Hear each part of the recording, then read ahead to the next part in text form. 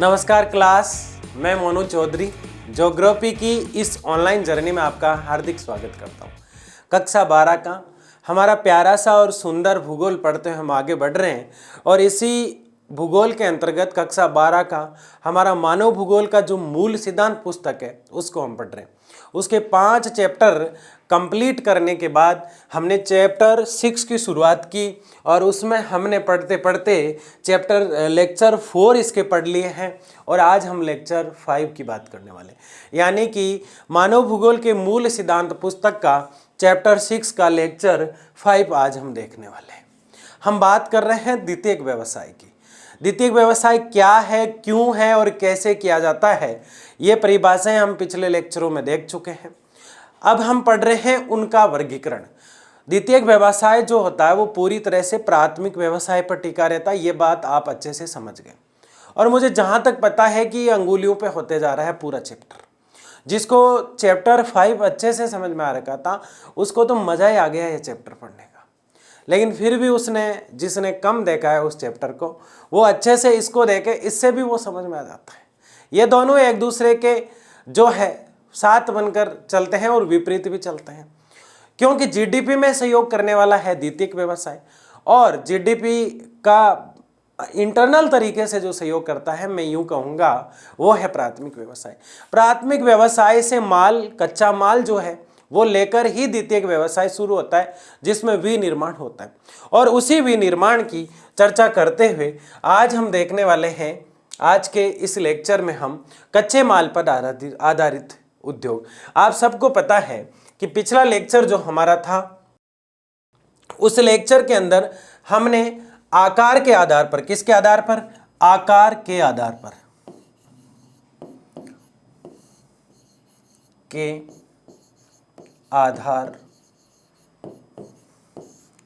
पर उद्योग, आकार के आधार पर उद्योगों की चर्चा हम पिछले लेक्चर में कर चुके हैं, जिसको हमने 3 भागों में बांटा था। कितने भागों में बांटा था? 3 भागों में। सबसे पहला कुटीर उद्योग, उसके बाद छोटे उद्योग यानी कुटीर से थोड़े बड़े, और फिर उससे भी बड़े तो बड़े पैमाने के उद्योग। ये हमने थोड़ा बेसिक चर्चा की है ताकि हम कनेक्ट हो जाए। हमने उद्योगों को मुख्यतः 3-4 रूपों में बांटा था। उसमें कच्चे माल के आधार पर उद्योग आज हमें पढ़ने हैं, जबकि आकार के आधार पर उद्योग हमें पढ़ चुके हैं। तो आज का हमारा टॉपिक क्या है? कच्चे माल के आधार पर उद्योगों को 5 भागों में बांटा गया है। कितने भागों में बांटा गया है? 5 भागों में। यानी कच्चा माल उद्योग को कहां से मिलता है, ये सारी चर्चा आज हम करने वाले।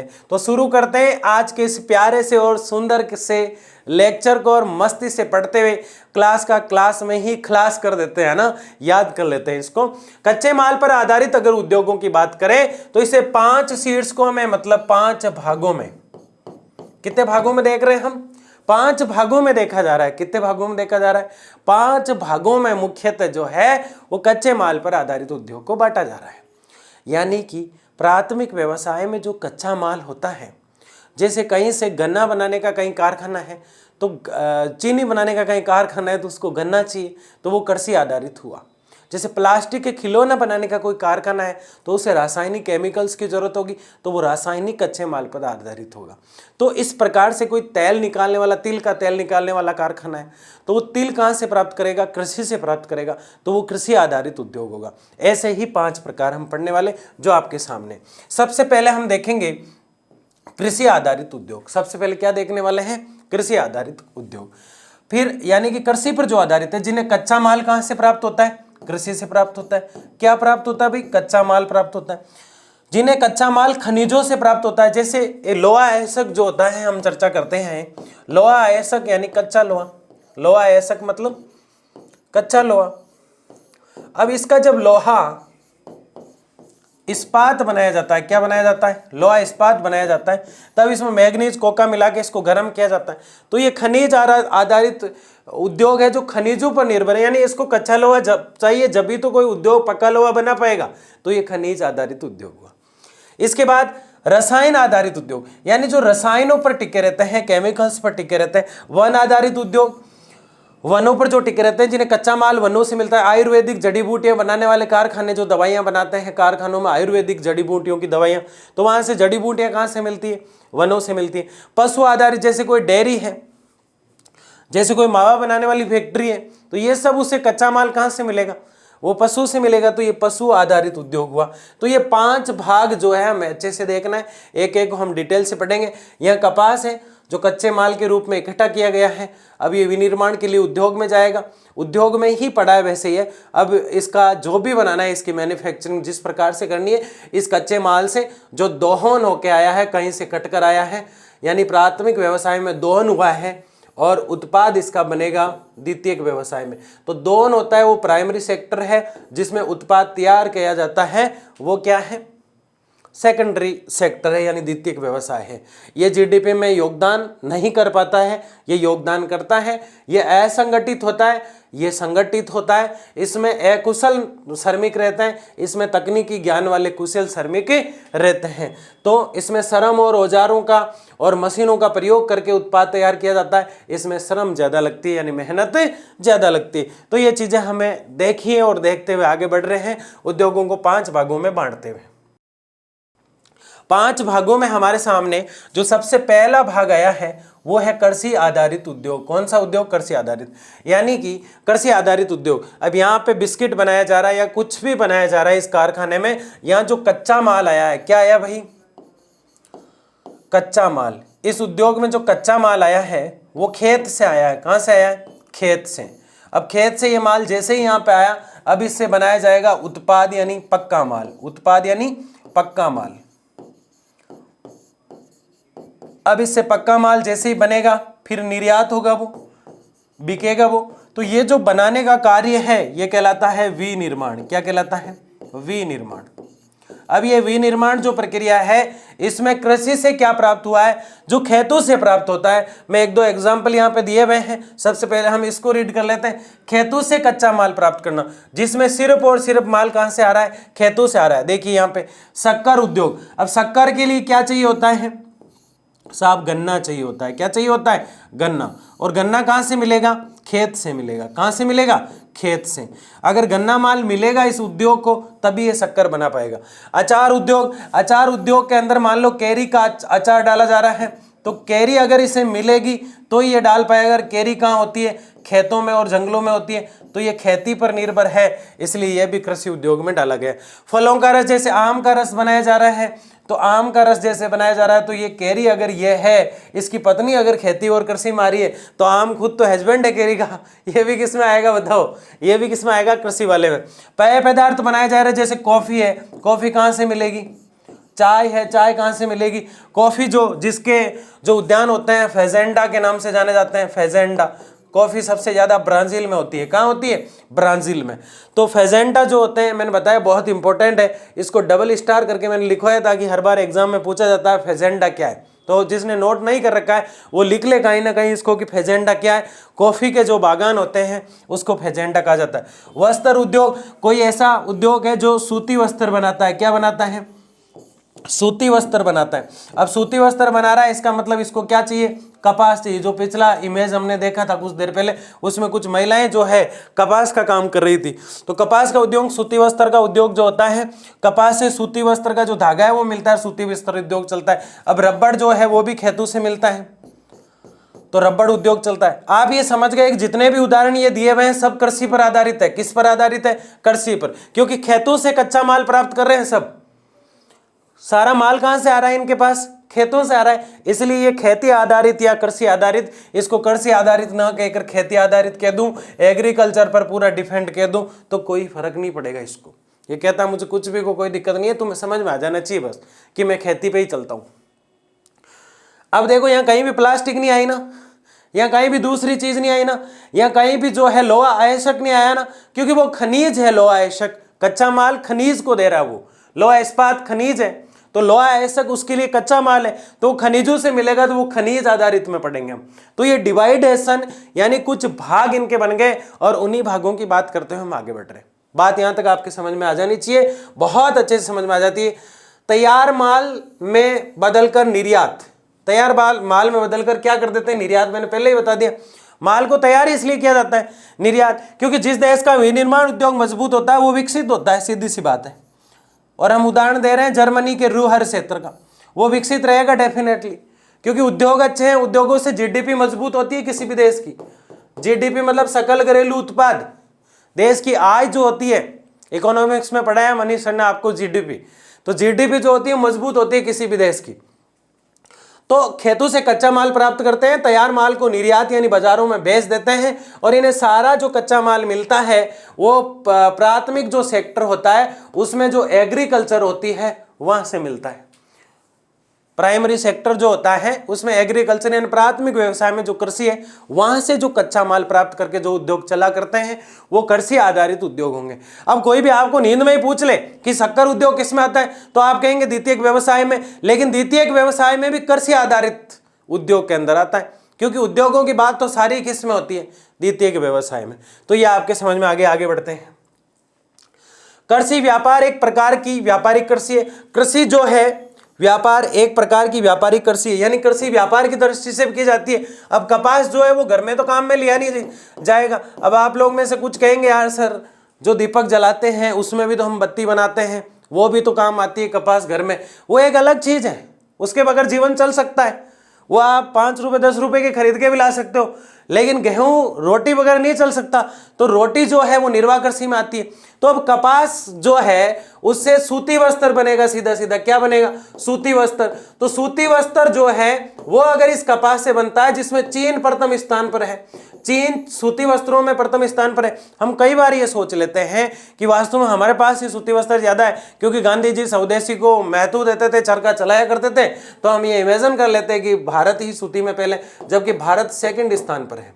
कुछ लोग तो अमेरिका को भी सेकंड स्थान में बताते हैं, कंपटीशन में चल रहा है। अब जो सूती वस्त्र है, कपास से क्या बनाया हमने, सूती वस्त्र बनाए। तो कृषि कपास किस में आ रही है, कृषि में आ रही है। तो कृषि बताओ व्यापार हुआ कि नहीं हुआ, यहाँ कपास हमने किस लिए की, ये निर्वाह कृषि हुई कि नहीं हुई, आदिकालीन निर्वाह कृषि नहीं, वो गहन कृषि हो गई जैसे चावल की हो रही थी। तो इस प्रकार से इसको देखा जाता है। दूसरा, जो औद्योगिक पैमाने पर की जाती है इसका वित्त पोषण प्राय वे व्यापार करता है जिसकी मुख्य रुचि कृषि के बाहर हो। जो औद्योगिक पैमाने पर की जाती है इसका वित्त पोषण प्राय वे व्यापार करता है जिसकी मुख्य रुचि कृषि के बाहर हो। यानी कि जिस खेत में कृषि की जा रही है, जिसमें कपास को उगाया जा रहा है, उसमें एक फंड का काम किया करता है जो उद्योग होता है। उसके अलावा हमने कृषि के प्रकारों में जब हम देख रहे थे तो हमने एक कोऑपरेटिव सोसाइटी की बात की, सहकारी कृषि की बात की। उसमें एक ऋण मिला करता था और ऋण के माध्यम से जो है कृषि को आगे बढ़ाने का कार्य किया जाता था, और ऋण को चुकाना होता था एक इंस्टॉलमेंट के माध्यम से, और इंस्टॉलमेंट से ही ऋण जो है उसका चुकता हो जाता और फिर उसकी सिविल अच्छी हो जाती। सिविल जब उसकी अच्छी हो जाती तो धीरे धीरे धीरे किसान जो है अपने आप को आत्मनिर्भर कर लेता। बड़े औद्योगिक पैमाने पर की जाती है, इसका वित्त पोषण जो है वो किया जाता है, ये खरीदेगा मतलब एग्रीमेंट होता है इसका। इसके अलावा कृषि व्यापार फार्म से आकार में बड़े यंत्रीकृत रसायनों पर निर्भर एवं अच्छी संरचना वाले होते हैं। कृषि व्यापार फार्म यानी कृषि जिस फार्म पर की जाती है या जिस क्षेत्र में कृषि की जाती है वो बड़े बड़े क्षेत्र होते हैं, छोटे छोटे खेत नहीं होते, आकार में बड़े होते हैं। यंत्रीकृत रसायनों पर, अब देखो यहाँ पे यंत्र भी आ रहा है और रसायन भी आ रहा है, मतलब यह है कि कृषि में उर्वरक दिया जा रहा है जब भी फसल अच्छी हो पाती है। यंत्रों में ट्रैक्टर वगैरह, मशीन वगैरह, थ्रेसर जो गेहूं वगैरह निकाला करती है मशीन, ये सब इसके अंदर आ जाते हैं। यंत्रीकरण पर जोर दिया जाता है, केमिकल्स उर्वरक इसमें छांटे जाते हैं ताकि कीटाणु ना लगे फसल में, और तभी फसल क्या हो पाती है, अच्छी हो पाती है। इनको कृषि कारखाने भी कहा जाता है। इनको क्या कहा जाता है, कृषि कारखाने, जो कृषि उद्योग से संचालित होते हैं। बहुत ही प्यारी चीज हमने देखी, और आने वाली चीज बहुत ही शानदार है जिसका हमें इंतजार था, खनिज आधारित उद्योग। क्या है ये, जो उद्योग पूरी तरह से मिनरल्स पर, माइनिंग पर या खनिकर्म पर निर्भर करते हैं। अब हमने खनिकर्म क्या है गुरुजी, कुछ समझ में नहीं आया। खनिकर्म जिसको हम कह रहे हैं खनन, हम क्या कह रहे हैं, इसको खनन कह रहे हैं, इसको इंग्लिश में माइनिंग के। तो आप खनन का मतलब होता है किसी भी वस्तु को जमीन से खोदकर बाहर निकालना। लिख सकते हैं आप, बता रहा हूं मैं, किसी भी वस्तु को जमीन से खोदकर बाहर निकालने की जो प्रक्रिया है वो खनन कहलाती है। और खनन के द्वारा जो प्राप्त हुआ है वो संसाधन है, और जो संसाधन प्राप्त हुए हैं वो सारे संसाधन खनिज नहीं बन पाते, लेकिन उनमें से कुछ संसाधन जो होते हैं वो खनिज बन जाते हैं, क्योंकि उनमें खनिज के गुण होते हैं। जैसे कि लोहा जो है खोद कर प्राप्त किया, मतलब खनन प्रक्रिया द्वारा प्राप्त किया। अब लोहा जैसे ही बाहर निकला, संसाधन था लोहा आवश्यक के रूप में, कच्चा लोहा, जैसे ही उसको पकाया, मैग्नीज कोका डाल के भट्टी में उसको गर्म किया, वो पक्का लोहा यानी लोहा इस्पात बन गया। और लोहा इस्पात बनते ही लोहा में वो सारे गुण आ गए, दरवाजे, खिड़कियां, पंखा, जो कुछ भी उससे बनाने हैं वो सारे एक खनिज के गुण उसमें डेवलप हो गए जो आवश्यक में नहीं थे जब तक वो संसाधन था। लेकिन जैसे ही इस्पात बनने के साथ उसमें गुण आए तो वो खनिज बन गया। लेकिन जल है, उसमें कभी ये गुण डेवलप ही नहीं हो पाए, तो जल जो है संसाधन ही रहा, कभी भी जल खनिज नहीं बन पाया। तो खनन का मतलब है खोद कर प्राप्त करना। ये चीज हमने देखी। कच्चे माल में खनिजों का उपयोग, लोहा इस्पात का प्रयोग, लोहे इस्पात में लोहे का ही प्रयोग होगा, खनिजों पर है। ये कच्चा माल कहां से मिल रहा है? खनिजों से मिल रहा है। एलो धात्विक खनिज हमने सारणी में देखा, एल्यूमिनियम, तांबा, सीमेंट, जो पाउडर नुमा या जल्दी से मुड़ जाए। एलोहा धातु होती है पाउडर नुमा या जल्दी से मुड़ जाए, एलोहा धातु होती है, तो ये खनिजों पर निर्भर रहती है। किस पर निर्भर है?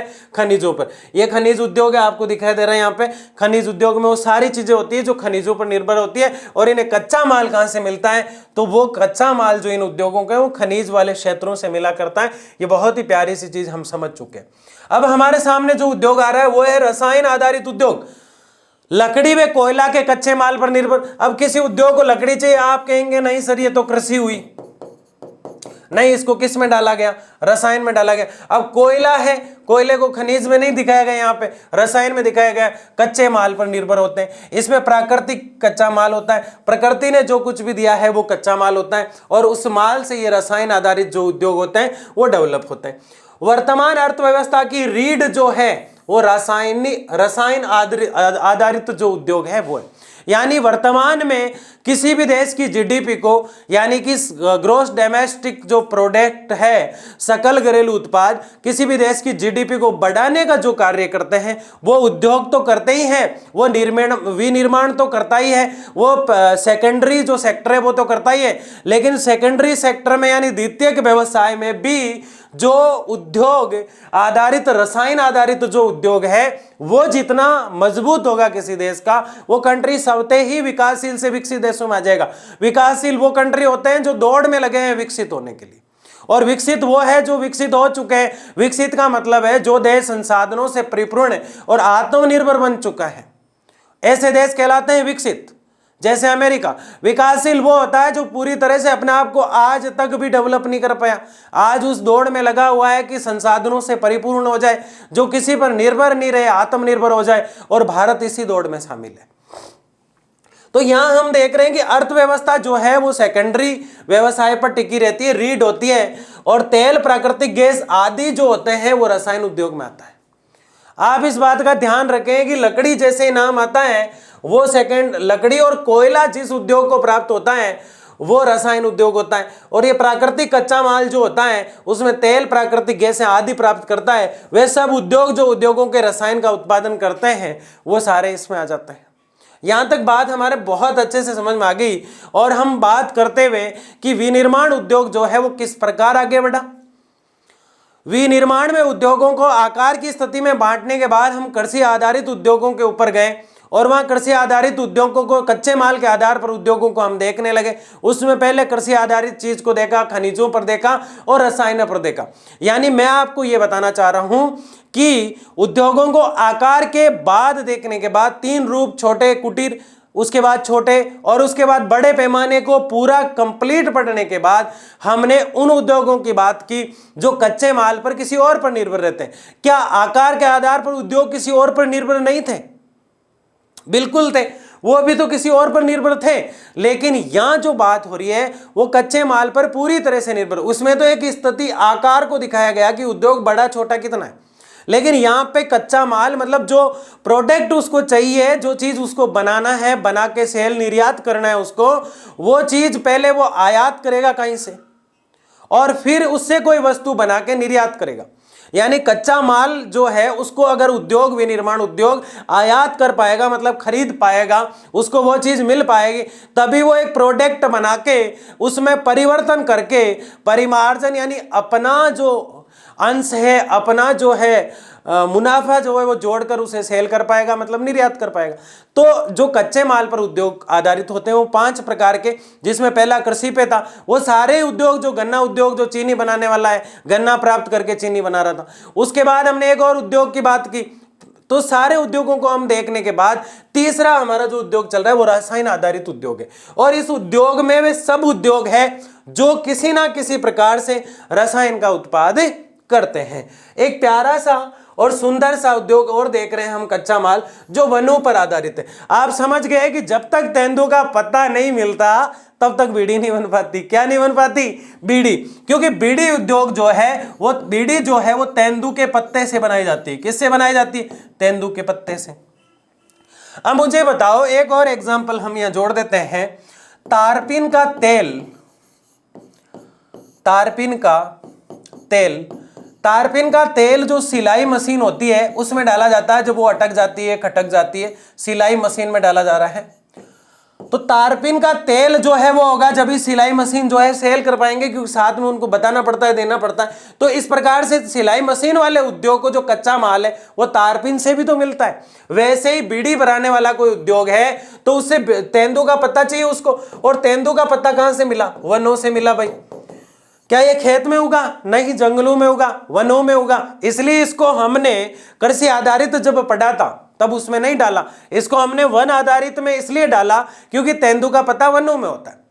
जैसे टिमरू की बात करूं, बहुत ही चीकू का छोटा भाई, चीकू का छोटा वर्जन कह सकते हैं। टिमरू कहां होगा? तो वो टिमरू जंगलों के अंदर होगा। तो टिमरू से कुछ भी बनाया जाता है तो वो किस उद्योग में आएगा? वन आधारित उद्योग में। रेशम के कीट जो होते हैं वो वनों में पाले जाते हैं। रेशम का जो कीट होता है वो एक लार छोड़ता रहता है। क्या छोड़ता रहता है? एक लार छोड़ता रहता है। और उस लार से जो है, रेशम का जो कीट होता है, रेशम कीट, रेशम कीट जो है वो चलते चलते एक लार छोड़ता रहता है और इस लार से धागा बनता है और ये धागा कहलाता है रेशम धागा। रेशम धागा। और रेशम धागा से बनते हैं रेशम के वस्त्र और इससे चला करते हैं रेशम उद्योग। इससे क्या चला करते हैं? रेशम के उद्योग। तो ये रेशम पर आधारित है। अब लाख उद्योगों को जो लाख चाहिए वो कहां से मिलेगी? वनों से। बीड़ी वाले को तेंदुआ का पत्ता वनों से मिल रहा था। रेशम वाले को रेशम के कीड़े जो है रेशम छोड़ने वाले वनों में मिल रहे थे। लाख वाले को लाख का जो कच्चा माल है वो वनों में मिल रहा था। लाख की चूड़ियां हुआ करती है। आप लोग अगर नहीं समझ रहे, आप सोचो लाख रुपए वनों में मिल जाए, मेरे तो बल्ले बल्ले हो जाए, मेरे को तो मजा आ जाए। बिल्कुल भी ऐसा नहीं है। हस्तशिल्प उद्योग, हस्तशिल्प में मान लो कोई लकड़ी के खिलौने बनाता हो तो लकड़ियां कहां से लाएगा? वनों से। अब कोई कहे नहीं हमारे 5 खेजड़ी खेत में, वो हमारे खेत से ही काट लेता। सर इसको आप सीधा कृषि वाले में डाल दो ना। नहीं डाल सकते, क्योंकि हस्तशिल्प उद्योग जो है वनों पर आधारित है पूरी तरह से। क्या ये रसायन पर नहीं हो सकता? इसको रसायन भी चाहिए, लेकिन हमने इसको इसमें डाला है। आपको इस बात का ध्यान और अंदाजा जरूर होना चाहिए कि किस उद्योग को हम किस सेक्टर में रख रहे हैं।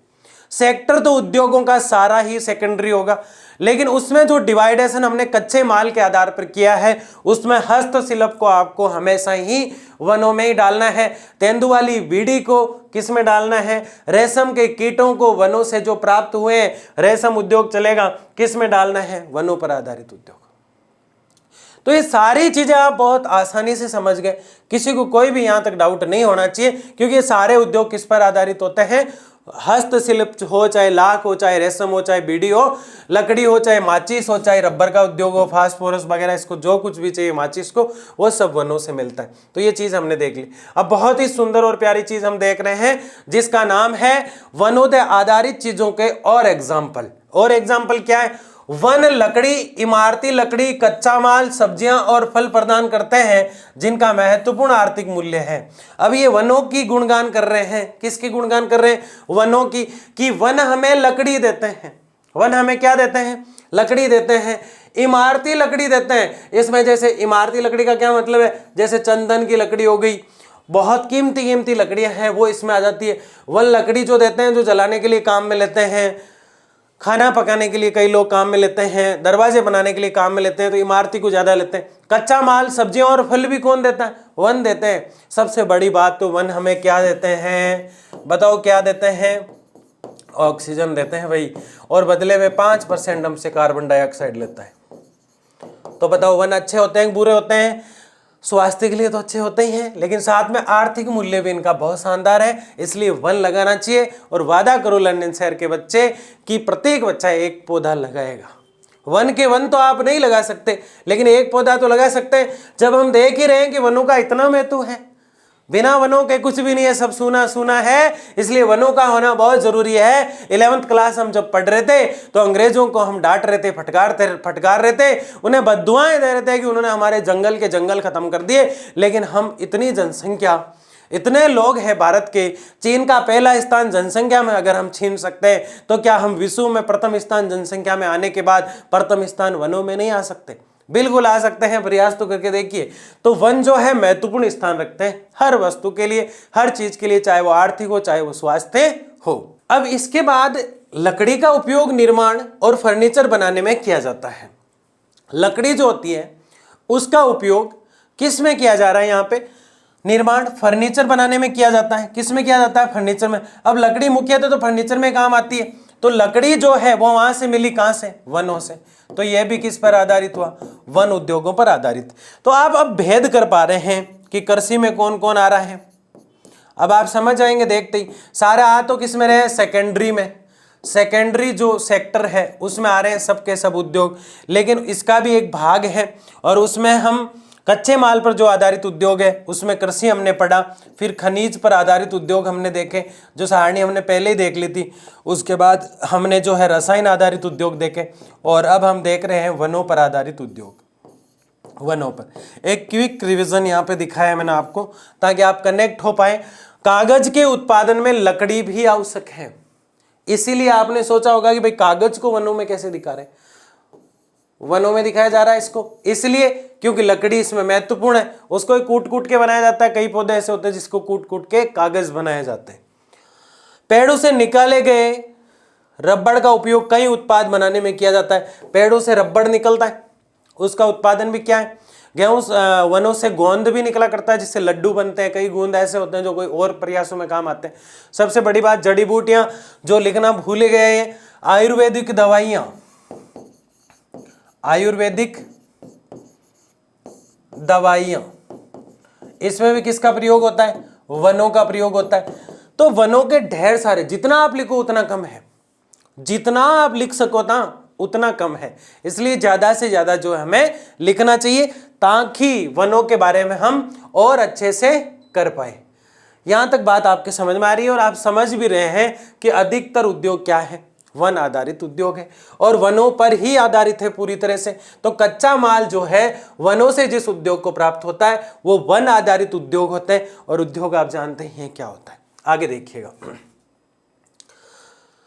पशु आधारित उद्योग, अब ये क्या करेगा? ये पूरी तरह से पशु पर आधारित है और आप जानते हैं। अब चाहे आप भैंस ले लो, अब आप गाय ले लो, यहां पे एक हिरण भी ले लो, आप सब कुछ ले रहे हो तो एक हाथी भी ले लो आप। कुछ लोग कहेंगे यार सर हम और भी बहुत कुछ लेना चाह रहे हैं, तो मैं कहता हूँ ये चार ही बहुत है, यहाँ पे ज़्यादा नहीं लेना है। पूरा इंडियन गवाला नहीं बनना है ना, इंडियन फॉरेस्ट बनो तो अपना आप गवाला बन जाओगे, है ना। तो यहाँ पे क्या है? भैंस, गाय, हिरण, हाथी हमने लिया। अब पहले क्या होता था, राजा जब होते थे, राजा महाराजा, वो मनोरंजन के लिए क्या करते थे? मनोरंजन के लिए आखेट करते थे। और ये प्राथमिक व्यवसाय है आज तो। आखेट करते थे मतलब शिकार कर रहे हैं। अब ये जंगलों में शिकार करते थे, राजा महाराजा जितने भी थे सारे के सारे जंगलों में जाते, सुबह सुबह उठ के हिरण को मारा करते थे, ज्यादा सबसे ज्यादा हिरण को, शेर को भी मार देते कभी कभी, है ना। बाहुबली मूवी में आपने देखा उसमें ना, बाहुबली 2, बाहुबली 3 ऐसे वेट करते रहते आप। तो हिरण को मार देते थे। तो ये इनका मनोरंजन हुआ करता था पहले। सिर्फ और सिर्फ किस पे चल रहा है? मनोरंजन पे चल रहा है। लेकिन वर्तमान समय में अब क्या हो रहा है? पशु आकेट पर है रोक। पशु आकेट पर क्या है? रोक है। लेकिन आज भी पशु कई जगह मार दिए जाते हैं, कई जगह जो मारा जाता है। जैसे अब आपको यहाँ बकरी को भूल गए हम, बकरी का जो बच्चा होता है, बेचारे बकरे जो होते हैं मेमने होते हैं वैसे बच्चे भेड़ के, तो इसको मारा जाता है, काटा जाता है, बलि चढ़ाना जिसको कहते हैं। तो बलि चढ़ाई जाती है, फिर इसका जो मीट होता है, मांस होता है, जो खाया जाता है और फिर उससे अपनी भूख को शांत किया जाता है। तो क्या ये उद्योग हुआ? यहां तक नहीं, लेकिन जिस बकरे को मारा है उसका चमड़ा जो है वो किसी ना किसी काम में लिया जा रहा है। चाहे जैसे हिरण को मारा है, गाय भैंस को मारा है, जिन जिन जानवरों के जो चमड़े होते हैं वो महत्वपूर्ण होते हैं, अलग अलग। जैसे हाथी के दांत मजबूत होते हैं, तो हाथी दांत से कई चीज़ें बनाई जाती है, और कई लोग गले में टांग लेते हैं, कई लोग घरों में टांग देते हैं। घोड़े की नाल यानी घोड़े का जो खुर होता है, पैर का जो नाखून होता है, उसको भी काम में लिया जाता है। तो पशु का बहुत महत्व है। चमड़ा उद्योग पूरी तरह से किस पर आधारित है? पशु पर आधारित है। यानी चमड़ा किसको, कहां से मिलेगा? चमड़ा उद्योग पशु से मिलेगा। वहां से वो चमड़ा लाएगा, फिर उसमें कुछ ना कुछ जो है बदलाव करेगा, उसको अच्छे से वॉश करेगा, अच्छे से पतला करेगा, फिर उससे चमड़े के जूते, लेदर के पर्स आप देखते हैं, मतलब कई चीजें, जूते हो सकते हैं, पर्स हो सकता है, बेल्ट हो सकता है, बैग हो सकता है, सब चमड़ा उद्योग में बनता है। और यहाँ चमड़ा पशु से मिला करता है। दुग्ध उद्योग, सर्स की थैली आप सुबह सुबह उठ के लेके आ जाते हैं, कभी सोचा है कहाँ से आ रहा है? वो कहां से आ रहा है? पशु आधारित उद्योग है। सर्स फैक्ट्री जो है वो सर्स उद्योग हुआ, दूध का उद्योग हुआ। उसमें दूध कहां से आ रहा है? पशु से आ रहा है, तो पशु आधारित उद्योग हुआ। हाथी दांत उद्योग, जिस उद्योग को हाथी के दांत मिल रहे हैं, हाथी दांत उद्योग जो है, हाथी के दांत जिस जहां से आ रहे हैं वो जिस पशु पर आधारित है, यानी हाथी पर आधारित है, तो पशु आधारित उद्योग हुआ। तो ये भी आप समझ गए। आगे देखिए, पशु उत्पाद किसी पशु के शरीर से व्युत्पन्न किया गया कोई भी माल है। यानी पशु उत्पाद का मतलब है पशु के शरीर से कुछ भी ले लिया आपने, चाहे उसका चमड़ा लिया हो, चाहे उसके बाल जो है वो ले लिया आपने, और आपने जो विग लगाते हैं कई लोग, वो बना दी भैंस के बालों की, ठीक है। चमड़ा ले लिया, चाहे उसके बाल ले लिए, चाहे उसके नाखून ले लिए, चाहे उसकी हड्डियां ले ली, उससे कुछ बनाया, चाहे उसका मांस मीट है वो काम में ले लिया। कुछ भी काम में लेके आप कुछ भी उद्योग में उसका कुछ नया बना रहे हो, उसके दांत काम में ले रहे हो, या कुछ भी काम में ले रहे हो, उसको उद्योग में काम में ले रहा हो, तो ये कच्चा माल हुआ उस उद्योग के लिए, और ये पशु से मिल रहा है हमें, इसलिए पशु आधारित उद्योग होगा। उदाहरणतः फैट ले रहे हो आप, रक्त ले रहे हो, दूध ले रहे हो, अंडे ले रहे हो मुर्गी से, और कम ज्ञात उत्पाद जैसे इसिंग ग्लास और रेनेट ले रहे हो। ये जो है एक प्रकार का, जैसे मछली के यकृत में विटामिन पाया जाता है, ठीक इसी प्रकार से कई प्रकार के विटामिन और कई प्रकार के एनर्जेटिक चीजें जो पशु में पाई जाती है, तो वो निकाल लिए जाते हैं। तो ये सब किस पर आधारित होंगे? पशु आधारित उद्योग। जानवरों के उत्पाद में मांस उत्पाद, पोल्ट्री फार्म, मांस, अंडे और मछली, शंख, डेयरी उत्पाद, दूध और पनीर, गैर खाद्य उत्पाद जैसे फाइबर, ऊन, मोहर, कश्मीरी और चमड़ा आदि शामिल है। यहाँ कुछ डिवाइडेशन दिया गया है जिसको हम देख लेते हैं एक बार। जानवरों के उत्पादों में जैसे मांस उत्पाद और पोल्ट्री फार्म जो होते हैं, वहाँ से मांस और अंडे निकाले जाते हैं। यानी कई जगह फार्म बने रहते हैं, जैसे ये बकरा मंडी है, क्या है ये? बकरा मंडी, और ये पोल्ट्री फार्म है। तो यहाँ आप जब भी जाओ, यहाँ आपको जितने चाहिए अंडे मिल जाएंगे। यहाँ आप बकरा मंडी जाओ, जितने बकरे चाहिए उतने मिल जाएंगे। इससे क्या होगा? मांस और अंडे की पूर्ति हो जाएगी। कई मछली और शंख और डेयरी उत्पाद मिलते हैं, दूध और पनीर, ये सब मिल जाता है। गैर और खाद्य उत्पाद जैसे फाइबर वगैरह चाहिए, तो ऊन, मोहर, कश्मीरी और चमड़ा उद्योग इस सब में शामिल होते हैं। कुल मिला के बात ये बताना चाह रहे हैं हम लाडले और लाडली कि पशु आधारित जो उद्योग होते हैं वो वास्तव में पूरी तरह से पशु पर आधारित होते हैं। बस इतनी सी कहानी है, और कुछ भी नहीं है इसमें, पूरी तरह से पशु पर आधारित होते हैं। आगे देखिएगा, उत्पादन व उत्पाद आधारित उद्योग, यानी इसमें सिर्फ उत्पाद जो है उस पर निर्भर है। वे उत्पाद जो किसी दूसरे उत्पाद को तैयार करते हैं, वे उत्पाद जो किसी दूसरे उत्पाद को तैयार करते हैं। अब यहाँ बात कुछ समझने वाली है। जैसे मैं एक एग्जांपल देता हूं, ऐसे उत्पाद जो दूसरे उत्पाद को तैयार करते हैं। अब यहाँ पे मैं बता रहा हूं आपको, जैसे कि यहाँ पे हमने लिया गाय, ली हमने, क्या ली? गाय व भैंस। हम जान गए ये पशु व्यवसाय है, और यहां से भैंस, इसको मिटा देते हैं, क्या है यहाँ पे? गाय और भैंस। अब गाय और भैंस से जो दूध लेगा और इसे सरस की पैकिंग कर देगा, सरस दूध। बताओ ये उद्योग जो है गाय भैंस वाला, ये पशु आधारित उद्योग है, पशु आधारित उद्योग है। अब दूध क्या इसने उत्पादित किया? नहीं, लेकिन उसको मैन्युफैक्चरिंग कर दिया, उसको पैक कर दिया, थैली बंद कर दिया, कुछ परिवर्तन कर दिया उसमें, क्या कर दिया, कुछ परिवर्तन कर दिया, और अपना पैसा, अपना जो मजदूरी है, परिमार्जन जिसे कहते हैं, वो इसने जोड़ दी। अब ये दूध जो है तैयार हो गया, ये हुआ उत्पाद, ये क्या हुआ, उत्पाद। लेकिन इस दूध से कई और उद्योग में ले जाकर इसका दही बनाया जाता है, इसे पनीर अब अलग किया जा रहा है, इससे घी निकाला जा रहा है, ये सब हो रहा है। तो इसका मतलब उत्पाद आधारित उद्योग होंगे, यानी इसके लिए कच्चा माल यहां से मिला। हालांकि ये खुद ही सेकेंडरी व्यवसाय है और ये भी सेकेंडरी है, लेकिन इसको कच्चा माल, ये तो यहां से कच्चा माल लेके आ गया, लेकिन इसको कच्चा माल यहां से मिला। इसका मतलब ये कतई नहीं होगा कि ये प्राथमिक व्यवसाय बन जाएगा बीच वाला, नहीं बनेगा। ये सेकेंडरी व्यवसाय है और ये भी सेकेंडरी है, लेकिन उत्पाद पर आधारित उत्पादन का मतलब है, समझ गए आप मेरी बात को? नहीं समझे हो तो कमेंट बॉक्स में जरूर बताना, एक बार फिर से सुनो इसी बात को। ऐसे उद्योग जो किसी कच्चे माल को लाकर अपने यहाँ तैयार करते हैं, उनसे वो माल खरीद लेते हैं, यानी ये तैयार माल ही लेकर आए, माल तीसरे स्थान पर आ गया, खेत से एक उद्योग में बढ़ा और वहां से तीसरी जगह आ गया। तीसरी जगह आने के बाद उसमें कुछ और बदलाव कर दिए। जैसे मैं कहूं कि सूती वस्त्र के लिए कपास जरूरी है, एक उद्योग ने कई मात्रा में कपास मंगाई और उस कपास से सूती वस्त्र बना दिए। सूती वस्त्र की जो टी शर्ट थी वो बनके जब तैयार हुई, तो वो जो उद्योग है सूती वस्त्र की टी शर्ट बनाने वाला या सूती वस्त्र का जो भी कपड़ा उसने बनाया, वो किस पर निर्भर था, कृषि आधारित उद्योग पर, कपड़ा उद्योग, कपड़े पर निर्भर था, सूती कपास पर निर्भर था, फिर कपड़ा बन गया। तो यहां पे जो बात हम कर रहे हैं कि प्राथमिक द्वितीयक व्यवसाय हमें दिखाई दे रहे हैं, लेकिन उस कपड़े की टी शर्ट को मैंने 1000 टी शर्ट मंगवाई और उस पर अपना लोगो और ठप्पा लगाकर उसको मार्केट में सेल करने के लिए बेच दिया। तो इस व्यवसाय को या फिर इस मेरे उद्योग को उत्पाद से उत्पादन कहते हैं। अब तो बात समझ में आ गई होगी, नहीं आई? पक्का नहीं आई? फिर समझ लो, कई से आपने चाउमीन मंगवाई जो सूखे सूखे थे, उस चाउमीन को जहां तैयार किया गया वो द्वितीयक व्यवसाय है, जहां से चाउमीन आए हैं वो प्राथमिक व्यवसाय है। अब उस चाउमीन को आप अपनी होटल पे लाए, जोमेटो से मंगवाया अपनी होटल पर और अपनी होटल के लोगों को बहुत अच्छे दाम में बेच दिया।